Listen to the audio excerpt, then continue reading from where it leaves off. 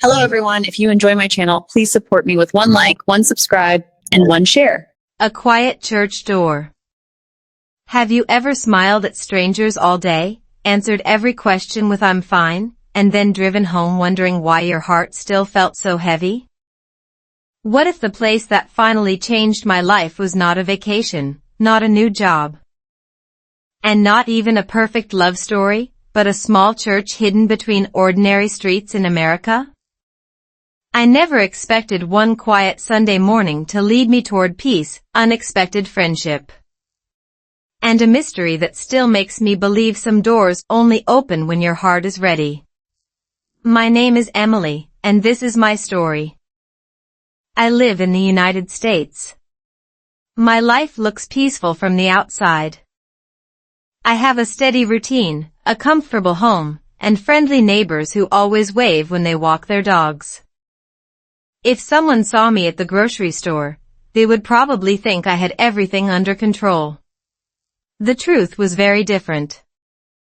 Inside, I felt tired in a way that sleep could never fix. Every morning I made coffee, looked out the kitchen window, and quietly asked myself the same question. Is this all life is supposed to feel like?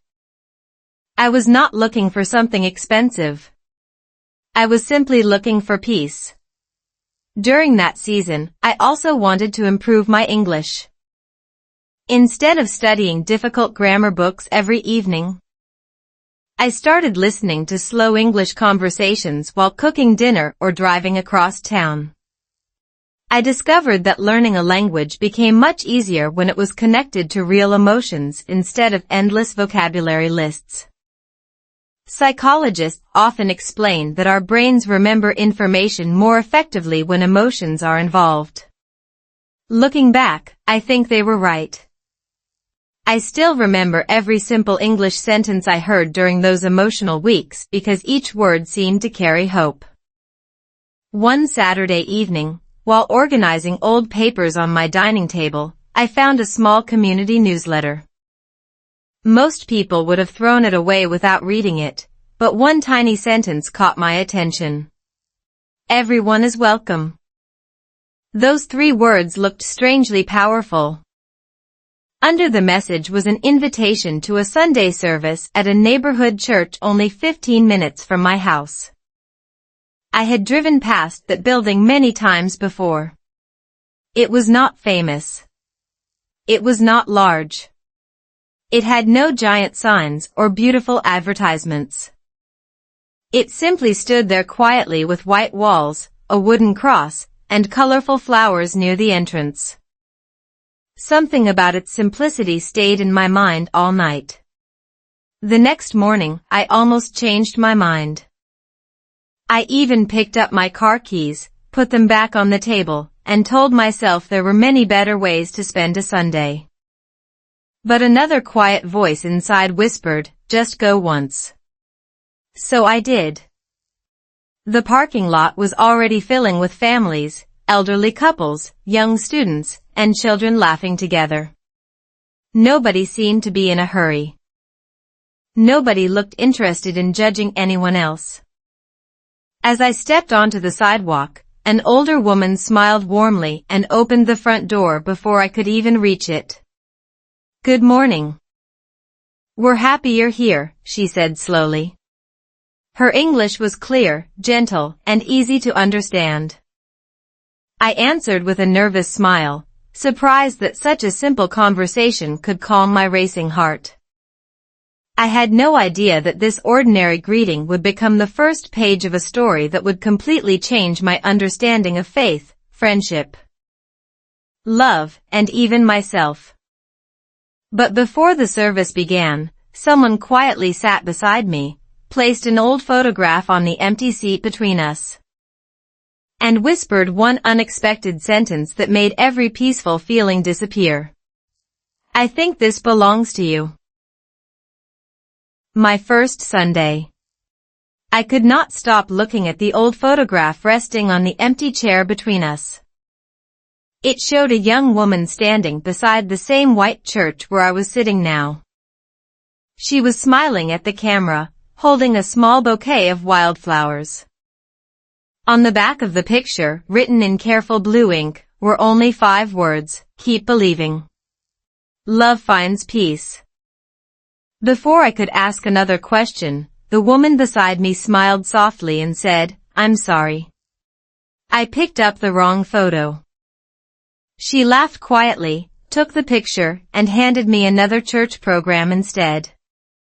We both laughed, but something about that first photograph stayed in my mind. It felt like more than a simple mistake. The music began a few moments later. It was gentle, calm, and easy to follow. People around me sang without trying to sound perfect. Some voices were strong. Others were soft. A little boy missed almost every note, yet his parents smiled proudly instead of asking him to be quiet. I found myself smiling too. There was something beautiful about a place where nobody expected perfection. The pastor welcomed everyone with simple words. His English was slow and clear, making every sentence easy to understand. That morning I realized I was practicing English without opening a textbook. I listened carefully, repeated short phrases quietly in my mind, and discovered that real conversations were easier to remember because they carried emotion. Language experts often explain that our brains learn faster when words are connected to meaningful experiences instead of isolated vocabulary. Sitting there, I finally understood why. I was not memorizing English. I was living it. After the service, people gathered in a bright community hall where volunteers served coffee, fresh fruit, and homemade cookies. Several strangers introduced themselves as if they had known me for years. "I'm Sarah." "I'm Michael." "Welcome. We're glad you're here." Their smiles felt genuine, not rehearsed. In many places, kindness lasts only a few seconds. Here, it continued through every conversation. An elderly man asked about my favorite books. A young mother introduced me to her children, who proudly showed me drawings they had made during Sunday class. One teenager even joked that the chocolate cookies disappeared faster than the pastor finished his sermon. Everyone laughed, including me. For the first time in many months, my laughter felt natural instead of polite. Before leaving, I noticed a small bulletin board filled with announcements. One colorful card immediately caught my attention. It read, "Conversation Circle, Practice English Through Friendship. Tuesday evenings. Everyone welcome." My heart beat a little faster. I had been searching for a simple way to improve my English without pressure or embarrassment. This seemed exactly what I needed. As I reached for the card, another hand reached for it at exactly the same moment. We both stopped and smiled. "You can take it," the man said kindly. "Actually," I replied, "maybe we both should." He laughed. His name was Daniel. He said he volunteered at the church every week because someone there had once helped him during a difficult season of his own life. There was warmth in his voice, but there was also sadness hiding behind his smile. Before I could ask what had happened, someone called his name from across the room. Daniel excused himself, then turned back for just 1 second. "If you come Tuesday," he said quietly, "I'll tell you why this church changed everything for me." Then he walked away, leaving me holding the conversation card and wondering whether the unexpected promise was about to change my story too. Learning through kindness. Tuesday evening arrived much faster than I expected. All day, I kept thinking about Daniel's words. "I'll tell you why this church changed everything for me." It sounded like the beginning of a story I was supposed to hear. After work, I drove through quiet streets as the sun slowly disappeared behind rows of maple trees. The church looked different in the evening. Warm lights glowed through the windows, and gentle laughter drifted into the parking lot before I even opened my car door. I took a slow breath, smiled to myself, and walked inside. A small sign pointed toward the library. English Conversation Circle. There were no desks, no exams, and no pressure. Just a circle of comfortable chairs, fresh coffee, and people talking naturally. Some spoke perfect English. Others paused to search for simple words. Nobody laughed at mistakes. Instead, everyone listened with patience. That simple kindness changed the atmosphere completely. I introduced myself. Hi, I'm Emily. I'm here because I want to become more confident speaking English. A gray-haired woman smiled warmly. Wonderful. We all started somewhere.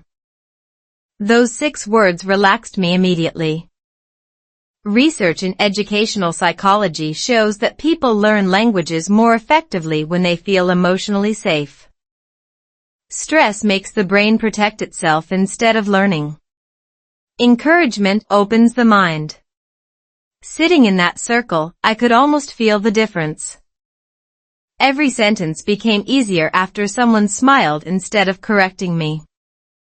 We practiced everyday conversations about family, hobbies, favorite seasons, and small moments that make life meaningful. The leader encouraged us to speak slowly. Clear is better than fast, she reminded us. That sentence stayed with me because it also described life itself. We often rush through our days, believing speed means success, while peace quietly waits for those willing to slow down. During a short break, Daniel walked over carrying 2 cups of coffee. One has sugar, he said with a grin. The other doesn't. I guessed you might prefer the sweet one. I laughed because he was right. We sat near the window watching light rain begin to fall outside. The room felt calm, almost timeless. You asked why this church matters so much to me, he said softly. Years ago, after my wife passed away, I stopped talking to almost everyone. I came here because I had nowhere else to go. His voice never became dramatic, yet every word carried quiet honesty. Nobody tried to fix me. They simply stayed beside me until I remembered how to smile again. I looked at him without speaking. Sometimes silence is more respectful than advice. Then he smiled gently. Now I try to do the same for other people. His story touched something deep inside me. I realized that real kindness is rarely loud. It appears in simple greetings, patient conversations, shared coffee, and people who choose to remain beside you when life becomes difficult. Before the meeting ended, the group paired us for a speaking exercise. Daniel and I practiced short English dialogues about gratitude. At first, I worried about making mistakes, but he never interrupted me. He listened carefully, nodded, and only repeated difficult words slowly so I could hear the pronunciation. My confidence grew with every sentence. For the first time, English felt less like a subject to study and more like a bridge connecting 2 people. As everyone prepared to leave, the group leader announced a community volunteer event for Saturday morning. We would help organize donated food for local families. Daniel smiled and asked if I planned to come. I answered yes without hesitation. Then his expression changed slightly. He reached into his jacket pocket and carefully unfolded the same old photograph I had accidentally seen on Sunday. This time he placed it in my hands. You should know whose picture this really is, he whispered. When I turned the photograph over, I noticed another handwritten sentence hidden beneath the faded ink. And the name written there made my heart stop for a moment. Love found me. I stared at the faded handwriting for several long seconds before I finally looked up at Daniel. The name on the back of the photograph was Grace Harper. Underneath it, someone had written, "She believed every stranger deserved to feel at home." I gently traced the words with my finger. "Who was Grace?" I asked quietly. Daniel smiled, but there was sadness in his eyes. "She was my mother." The room suddenly felt very still. He explained that Grace had spent years welcoming new people at the church.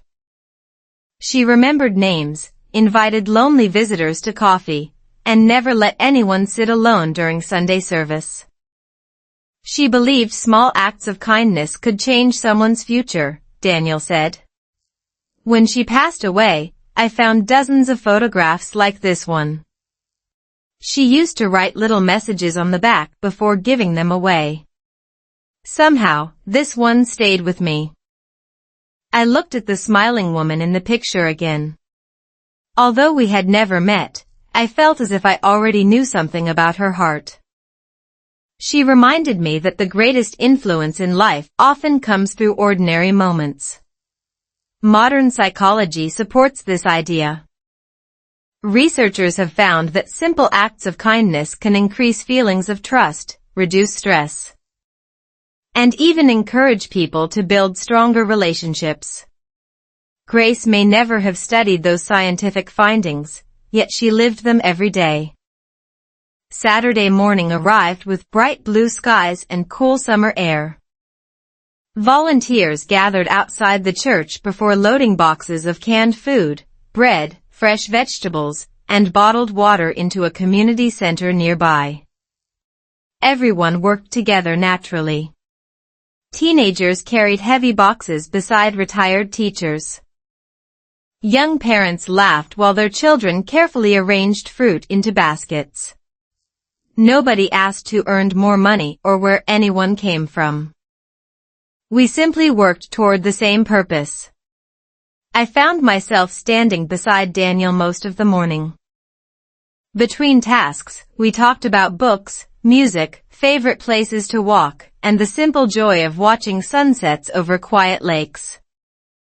Our English conversations flowed easily because neither of us cared about sounding perfect. Whenever I searched for a word, he waited patiently. "Take your time," he would say with an encouraging smile. That patience gave me confidence. I realized language grows best in an environment where mistakes are welcomed as part of learning. As the afternoon ended, we carried the final boxes into storage. I noticed a little girl hugging a bag of groceries almost as tightly as she hugged her mother. The gratitude in their faces stayed with me long after they left. Driving home later, I thought less about grammar and more about people. I had gone to church hoping to improve my English, but I was slowly learning something much bigger. Words matter because they help us share compassion, hope, forgiveness, and love. Without realizing it, I had started looking forward to every conversation with Daniel. A few days later, he invited me to join him for coffee after the next conversation circle. We sat outside a small cafe while a warm breeze moved gently through the trees. We laughed about our first awkward introductions and the mysterious photograph that had almost started our friendship with complete confusion. Then, for a brief moment, neither of us spoke. It was not an uncomfortable silence. It was peaceful. Daniel finally looked at me and said, "You know, I think my mother would have liked meeting you." I smiled, feeling my cheeks grow warm. Before I could answer, my phone vibrated. It was a message from an unknown number.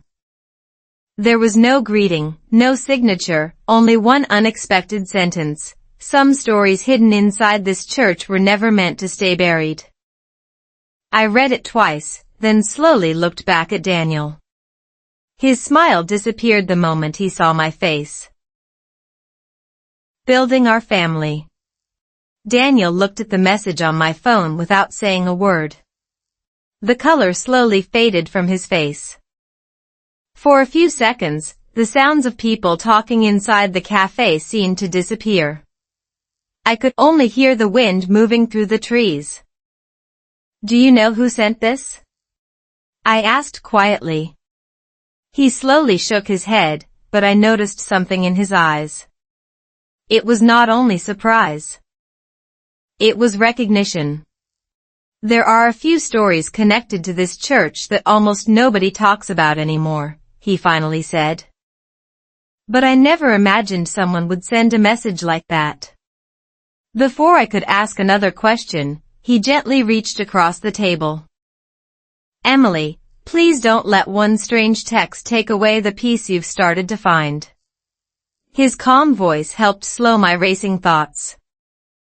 I nodded, slipped my phone into my bag, and decided not to let fear control a beautiful afternoon. Sometimes our minds naturally focus on uncertainty more than reality.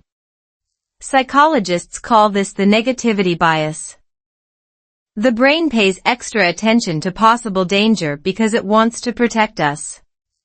Understanding that simple fact helped me breathe more deeply. One mysterious message did not erase the kindness I had experienced over the past few weeks. Life continued, and so did our friendship. Week after week, Daniel and I volunteered together, attended the English conversation circle, and spent long evenings talking after church activities. We discovered that we both loved quiet parks, homemade soup on cold evenings, and simple conversations that lasted much longer than planned. Our English became stronger without feeling like study. We practiced naturally by sharing real stories, asking honest questions, and laughing at our small pronunciation mistakes. "Progress comes from speaking, not from being perfect," Daniel often reminded me. Those words stayed with me every time I felt nervous. Months passed, and our friendship slowly became something deeper. There was no dramatic movie moment. No fireworks. No perfect speech. Love arrived quietly, built through patience, trust, and countless ordinary days. Looking back, I believe healthy relationships grow the same way strong trees do. They become stable because of steady care, not sudden excitement. Research on long-term relationships often shows that couples who practice daily kindness, active listening, and gratitude report greater happiness than those who simply chase excitement. Daniel and I never discussed scientific studies during dinner, yet we naturally practiced those habits. We listened before reacting. We apologized when necessary. We celebrated even small victories together.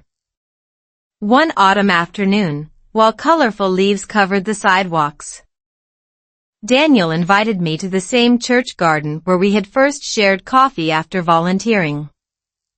The flowers were beginning to fade for the season, but the place still felt peaceful. He smiled nervously, something I had rarely seen before. "Emily," he said, "this church gave me hope when I believed my happiest days were already behind me. Then it brought you into my life." He paused, took a slow breath, and reached into his pocket. "Would you build the rest of your story with me?" I laughed through unexpected tears before answering yes. The church bells rang only a few minutes later, almost as if they were celebrating with us. Our wedding was simple, surrounded by family, church friends, and the community that had quietly become part of our lives. There were no extravagant decorations, but there was abundant joy. People who had once been strangers now felt like family.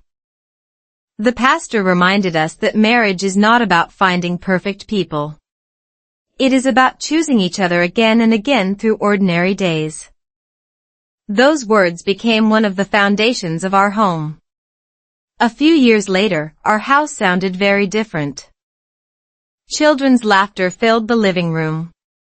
Toys appeared in places where I was certain I had not left them. Bedtime stories became part of every evening. Daniel read slowly, and sometimes our children repeated simple English sentences after him.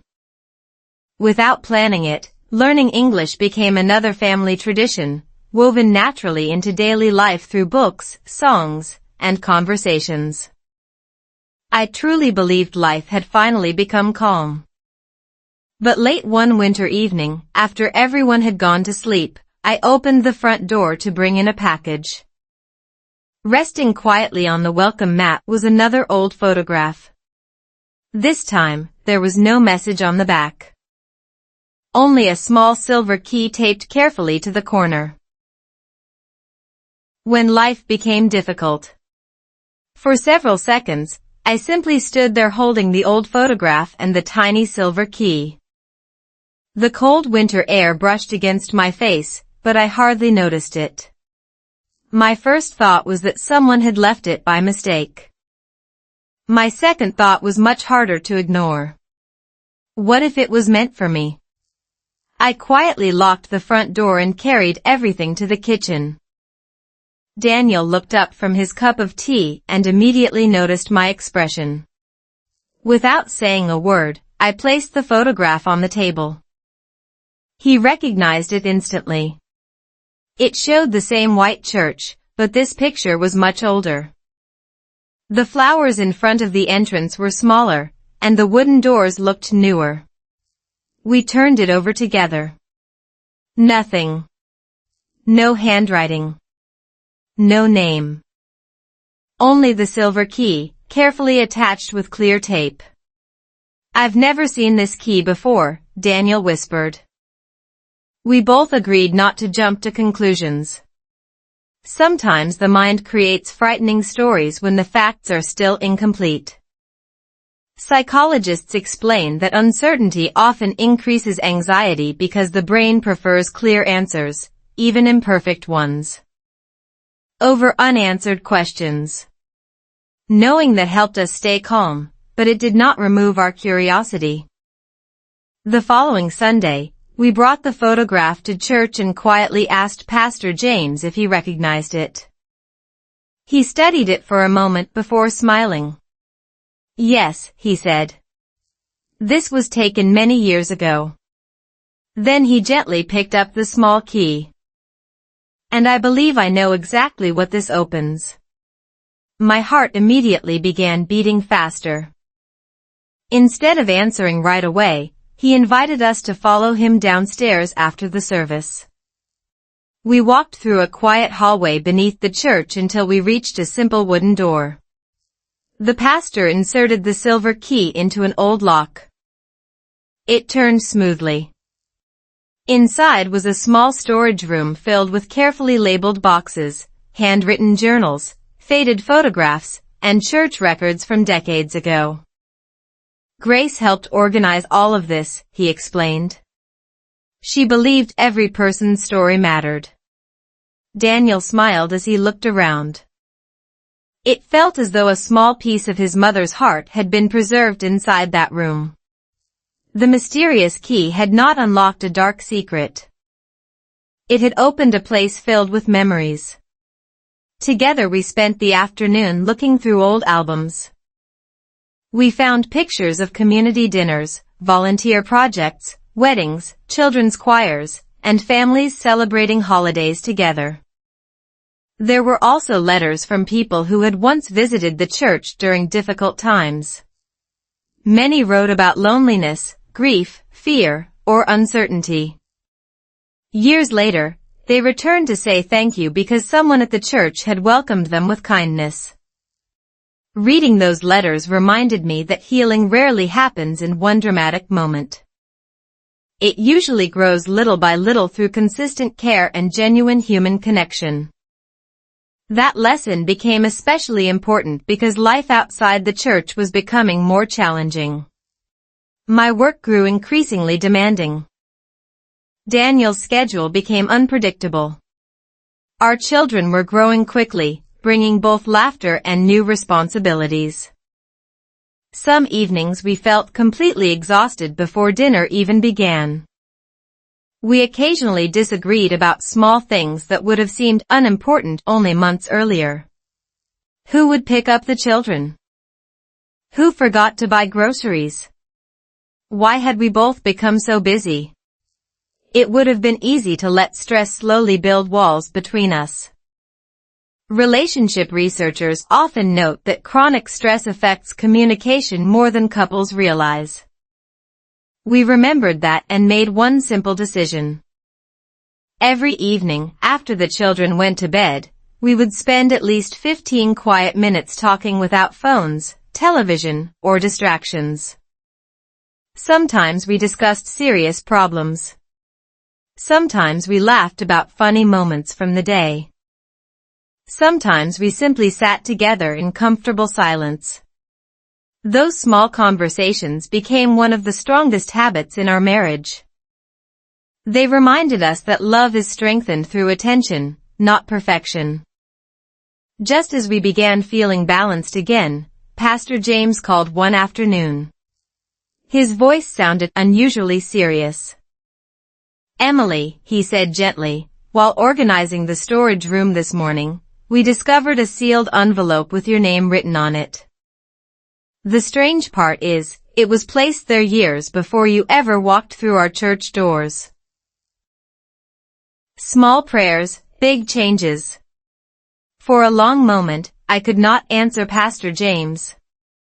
I simply held my phone and stared through the living room window as our children played outside, chasing each other across the backyard. Their laughter sounded so normal, yet my heart was full of questions. "An envelope, with my name?" I finally whispered. "Yes," Pastor James replied gently. "I think you should come to the church and open it yourself." That evening, Daniel drove while I sat quietly beside him. Neither of us spoke very much. We had learned that silence is not always uncomfortable. Sometimes silence gives hope enough room to breathe. When we arrived, Pastor James welcomed us into his office. On the desk rested a small cream-colored envelope. My name, Emily, was written across the front in neat handwriting. The paper looked old, but it had been carefully protected over the years. My hands trembled slightly as I opened it. Inside was only a single folded letter. I slowly unfolded the page and began to read. "To the woman who may one day need this." Those were the first words. I stopped and looked at Pastor James with surprise. He smiled kindly. "Keep reading." The letter had been written by Grace years before she passed away. She explained that she often prepared encouraging notes for future visitors who might be carrying invisible burdens. Whenever someone shared a difficult season, she quietly wrote another letter, hoping it would one day reach the person who needed it most. No one knew exactly how this particular envelope remained hidden for so long.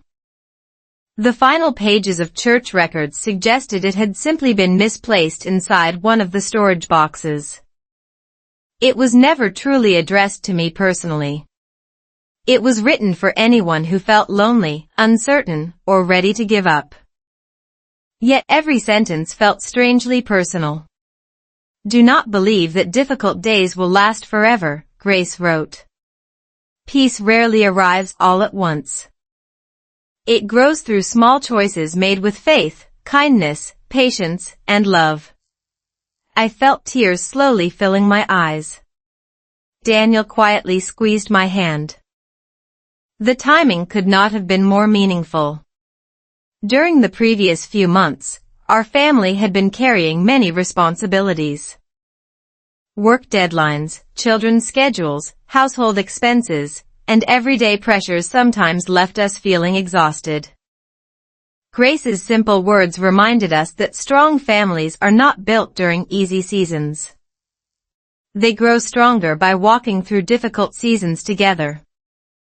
Positive psychology research often shows that gratitude and small daily rituals improve emotional well-being and strengthen resilience.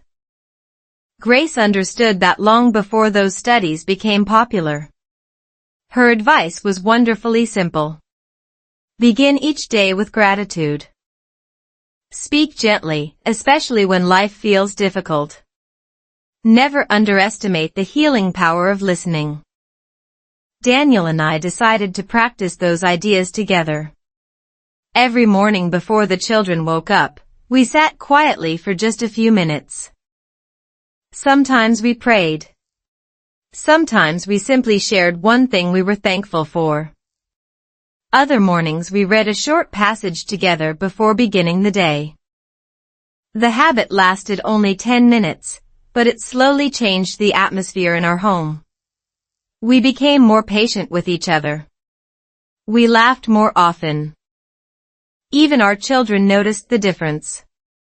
One evening our youngest daughter smiled and said, "Our house feels happy again." Her innocent observation reminded me that children often notice emotional changes before adults do. Our English practice also became part of these peaceful moments. Instead of treating English as homework, we turned it into family time. We read short stories aloud, learned one new phrase each evening, and encouraged the children to ask simple questions in English during dinner. There was no pressure to be perfect. We celebrated effort instead of mistakes. That gentle approach made learning enjoyable for everyone. Weeks later, I visited the church library to return a borrowed book. As I placed it on the shelf, a folded newspaper clipping slipped onto the floor. Across the top was an old headline about the church, but one sentence immediately caught my attention. Unknown donor leaves life-changing gift for future generations. My curiosity returned instantly. I picked up the clipping, and just as I turned it over, someone quietly said behind me, "I've been hoping someone would finally find that." Raising children with hope. I turned around slowly, still holding the newspaper clipping in my hands. Standing a few steps behind me was an elderly woman with kind eyes and silver hair neatly tied back. I had seen her at church many times, but we had never really talked. She smiled as if she had been expecting this moment for a long time. "My name is Eleanor," she said softly. I was one of Grace's closest friends. I looked down at the old headline again. Unknown donor leaves life-changing gift for future generations. "Do you know what this means?" I asked. Eleanor nodded. "Yes," she replied. "But the story is much more beautiful than most people imagine." We sat together in a quiet corner of the library while the afternoon sunlight streamed gently through the windows.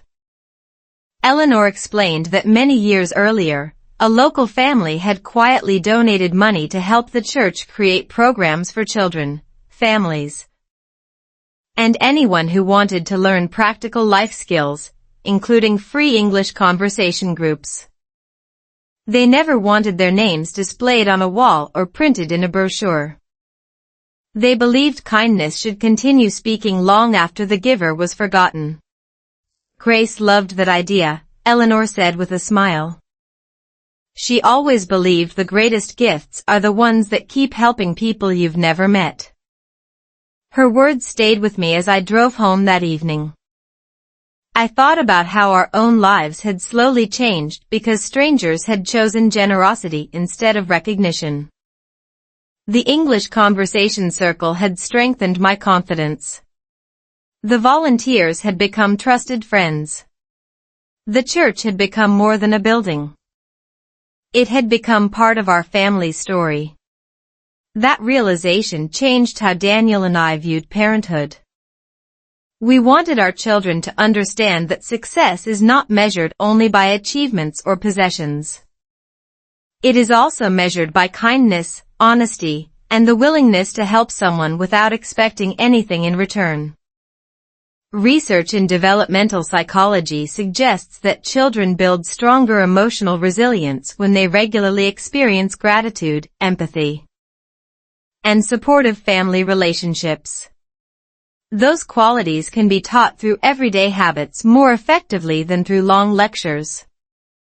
We decided to practice that philosophy in simple ways. Once each month, our family volunteered together at the church food pantry. The children helped pack fruit, bread, and canned goods into boxes. At first they treated it like a fun activity, but gradually they began asking thoughtful questions. Why are we doing this? Our youngest son asked one Saturday morning. Daniel smiled and answered, because someone once helped us when we needed encouragement. Now it's our turn. The children nodded with quiet understanding. Those moments became some of our happiest family memories.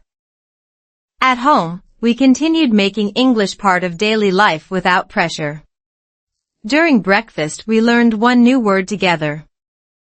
At dinner we each shared one good thing that had happened during the day, sometimes in simple English, sometimes in our everyday conversations. We laughed when we mispronounced difficult words and celebrated every small improvement. Learning became connected to joy instead of fear. I realized that confidence grows much faster in an atmosphere filled with patience. Our home was far from perfect. The children occasionally argued over toys. Daniel and I sometimes felt tired after long work days. There were evenings when dinner was simpler than we had planned and weekends when chores seemed endless. Yet beneath those ordinary moments was something steady. We had learned that peace does not require a perfect schedule. It grows from choosing one another again every single day. One Sunday afternoon after the church picnic, Eleanor handed me a small wooden box wrapped in a blue ribbon. Grace wanted this to stay with someone who understands her heart, she said gently. I think she would have chosen you. I thanked her, surprised by the unexpected gift. That evening, after the children were asleep, Daniel and I carefully opened the box together. Inside were several handwritten letters, a tiny silver cross, and a folded map of the church property. One corner of the map had a small red circle drawn around a place I had never noticed before. Beneath it, Grace had written only 6 simple words, the last piece of my story. Finding peace within. That night, neither Daniel nor I could stop looking at the old map. The small red circle was drawn around a quiet garden behind the church, a place we had walked past dozens of times without paying much attention. It was peaceful, filled with flowers, wooden benches, and tall oak trees that offered cool shade during the summer. We had always thought it was simply a beautiful place to sit and pray. Now it felt like the final page of a story that had quietly unfolded over many years. Early the next morning, before the church became busy, we met Eleanor and Pastor James at the garden. The air was fresh, and birds were singing softly from the trees. Eleanor smiled as she looked around. Grace loved this place, she said. Whenever someone felt lost or overwhelmed, she would bring them here. She believed that peaceful hearts hear hope more clearly. We walked toward an old stone bench near the center of the garden. Pastor James gently lifted the wooden seat, revealing a small weatherproof box hidden beneath it. There was no treasure inside, no secret fortune, and no dramatic surprise. Instead, the box contained dozens of handwritten notes. Every note had been left by someone whose life had been touched by the church over the years. Some were only a few sentences long. Others filled several pages. One young mother wrote that the church helped her believe in herself again after losing her confidence. An elderly man thanked the volunteers who visited him every week after his wife passed away. A teenager shared that the English conversation circle gave him the courage to speak during his first job interview. Another letter simply read, "Someone smiled at me here when I believed nobody could see me."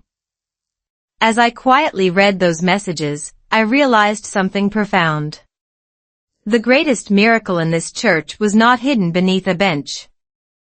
It had always been living inside ordinary people who chose kindness every single day. Research on community well-being consistently shows that strong social connections improve emotional health, reduce stress, and even increase life satisfaction. Looking around the garden, I no longer saw research or statistics. I saw living proof. Daniel gently took my hand. Grace's story never ended, he whispered. It continues every time someone chooses compassion. His words settled deeply into my heart. I thought back to the day I first walked through those white church doors feeling quietly exhausted and uncertain. I had been searching for peace somewhere outside myself. Instead, peace slowly grew inside me through friendship, family, forgiveness, faith, and countless small moments that seemed ordinary at the time. None of them happened overnight. They arrived one conversation, one prayer, one smile, and one act of kindness at a time. Our children soon joined us in the garden, laughing as they chased butterflies across the grass. Watching them, I understood another important lesson. Children rarely remember expensive gifts as clearly as they remember how a home made them feel. They remember patient voices, shared meals, bedtime stories, gentle hugs, and parents who choose love even during difficult seasons. That realization encouraged Daniel and me to keep protecting the peaceful atmosphere we had worked so hard to build. Before leaving, Eleanor handed me one final folded note written by Grace. It contained only one sentence. If your heart has found peace, become peace for someone else. I slipped the note carefully into my journal, knowing I would read it many times in the years ahead. As we walked toward the parking lot, my phone vibrated once more. For just a second, I remembered the mysterious messages from months earlier. This time, however, the screen showed only a calendar reminder for the upcoming Sunday service. I smiled, realizing the fear that had once controlled my imagination no longer had power over me. Yet just as we reached our car, Pastor James called out, "Emily, before next Sunday's celebration, there's one more thing you should know about Grace's final request." I turned around, surprised. His gentle smile suggested that the greatest surprise of all had not happened yet. Faith still lights my path. I walked back toward Pastor James with Daniel beside me, wondering what could possibly remain unfinished after everything we had discovered. The pastor smiled warmly and held a small notebook with a worn brown cover. "This was Grace's personal journal," he said. "She left one final request. She asked that the last page be shared only when someone truly understood what she had been trying to teach." My hands trembled slightly as I accepted the notebook. The pages were filled with simple reflections about ordinary days, conversations with neighbors, children's laughter, quiet prayers, and the beauty of welcoming strangers. Grace never wrote about becoming famous or achieving extraordinary success. She wrote about serving one person at a time. When I reached the final page, I found a short message written in careful handwriting. "If you are reading this, remember that peace is not something you find once. It is something you choose every day. Open your heart before you open your mouth. Listen before you answer. Forgive before anger becomes a habit. Love people while you still have time." I slowly closed the journal, unable to speak for several moments. Daniel wrapped his arm gently around my shoulders. We both understood that Grace's greatest gift had never been the photographs, the letters, the hidden room, or even the mysterious key. Her greatest gift was the example she quietly left behind. Modern psychology often reminds us that meaningful relationships, gratitude, forgiveness, and purpose are among the strongest predictors of long-term happiness. Grace had lived those principles without ever calling them theories. She simply practiced them every day. As the months passed, our family continued growing in small but meaningful ways. We kept volunteering at the church, not because we felt obligated, but because serving others had become part of who we were. The English conversation circle continued every Tuesday evening. And I eventually began helping new visitors who felt nervous about speaking English for the first time. Whenever someone apologized for making mistakes, I smiled and repeated the same words that had once encouraged me. Take your time. Clear is better than fast. Watching their confidence grow reminded me of my own first evening in that circle. Learning English had never been only about pronunciation or grammar. It had become a bridge connecting hearts, friendships, and new beginnings. Our children also continued growing with those same values. They learned that kindness is stronger than pride, patience is stronger than fear, and love becomes more meaningful when it is shared freely. Sometimes, during family dinners, we still practiced simple English together. We laughed at funny mistakes, celebrated small improvements, and reminded one another that progress comes one sentence at a time. Looking around the table, I realized that my greatest blessing was not a perfect life. It was a peaceful one. There were still busy days, unexpected challenges, and moments of uncertainty. Those things never disappeared completely. But they no longer controlled our home because we had learned to face them together. Every Sunday, as I walked through the familiar white church doors, I remembered the woman who had first welcomed me with a gentle smile and the simple words, "We're happy you're here." At the time, I thought she was only greeting a visitor. Now I understand she was planting the first seed of a completely different future. If this story has taught me anything, it is that faith often works quietly. It grows through ordinary conversations, patient hearts, shared meals, and simple acts of compassion that may seem small today but change someone's life tomorrow. Sometimes the strongest miracle is simply making another person feel that they belong. And perhaps that is why, every time I hear the church bells on Sunday morning, I smile with gratitude. They no longer remind me of a building. They remind me that hope is still alive, love still brings people together, and peace is always waiting behind the next open door for anyone willing to step inside. That is all for today. I will make many more videos like this in the future. Please subscribe so you don't miss them.